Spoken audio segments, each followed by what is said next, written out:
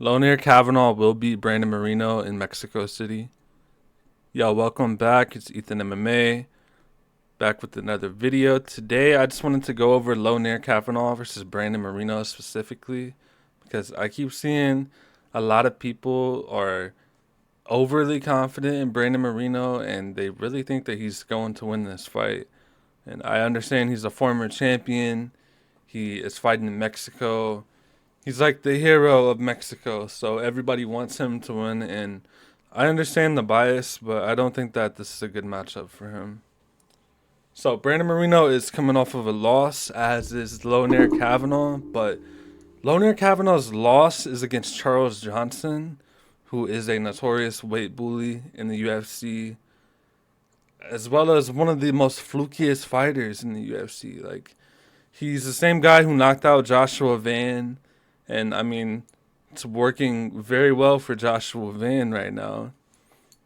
Granted, the way that he won the title too, but nevertheless, he's still having a good career besides the winning the title off of an injury. Okay, so breaking down this fight and their paths to victory, I feel like Brandon Moreno is a high output fighter. He's most likely going to try to win a decision with his volume. But Lonair not only has higher volume than Brandon Moreno, but he lands a lot cleaner. And I think he's a lot more sound defensively. I think he's really just going to be counter striking Brandon Moreno, and he's going to put on a beautiful performance in this fight. Some people will probably hint at Brandon Moreno's wrestling, but Lonair has elite takedown defense. He has a 88%, and he stuffs takedowns like crazy. He is a brick wall in this flyweight division. He's been my favorite flyweight for a long time, as I've watched both of these guys' career and every one of their fights.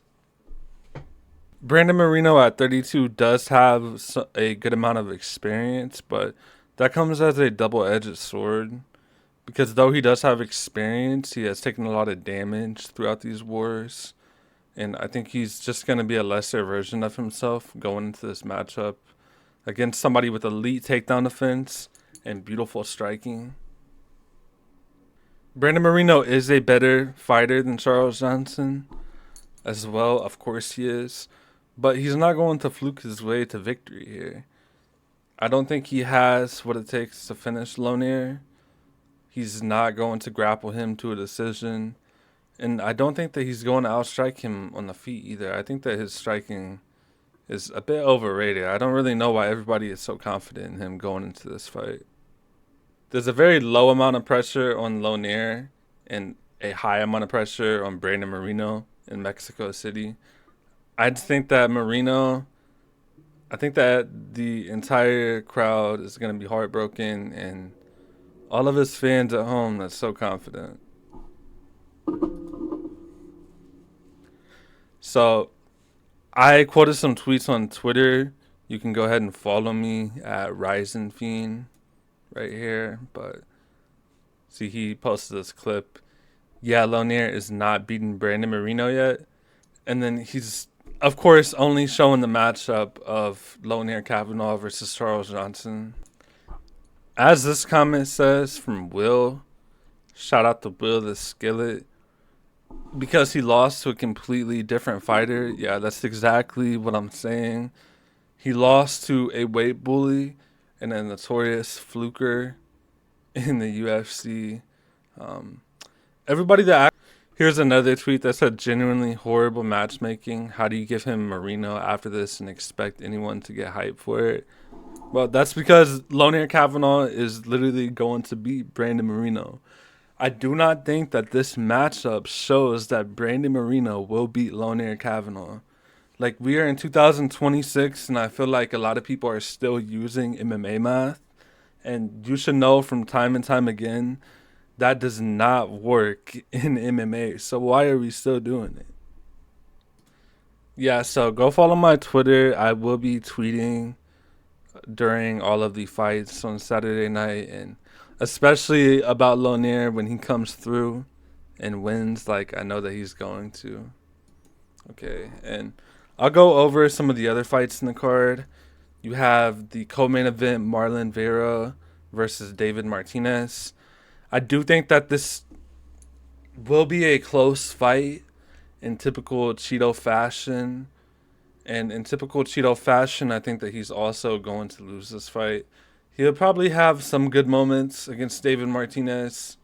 Um, you know, random like 5 second good moments. At most gets like a knockdown or something. He's taunting him.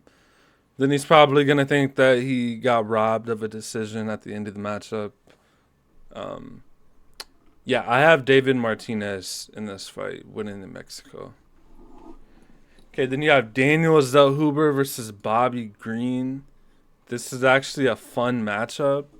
I think Daniel Zellhuber, this will be a bounce back victory for him. This will be a feel good moment for him and a decent win to come back into the win column on.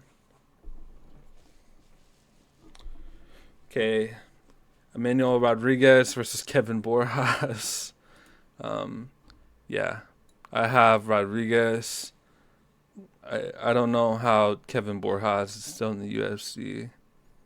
I think him, along with somebody else down here, Chris Mutino, I could see both of them getting cut after this card. And I would not be mad at it. They've definitely tailored a lot of these fights for the Mexican fighters to win. But Chris Mutino and Kevin Borjas are both dog shit. So, yeah. The first card of the prelims is a pretty decent matchup, though. Okay, I don't know why I can't scroll down. You got Damian Panas versus Will Schultz. These are two UFC debutants, and I think it has potential to be a really good fight. I'm going to go with Wes, and that'll be my final prediction of this card. Also, this is my first video on OBS and with my new mic, so let me know how you guys think it sounds and if there's any settings or anything that I need to do. I'm kind of still new to all of this, so anyways, my current fight predictions are 13-6 for the entire year right now, and my underdog of the week is 1-1. Of course, my underdog of the week is Lonier Kavanaugh. I think that's free money that I'm going to cash out on. I'm really excited about, and then I will tally up the other fights that I put into this video. Speaking of my videos have done pretty decently, especially my Black Phone 2 review.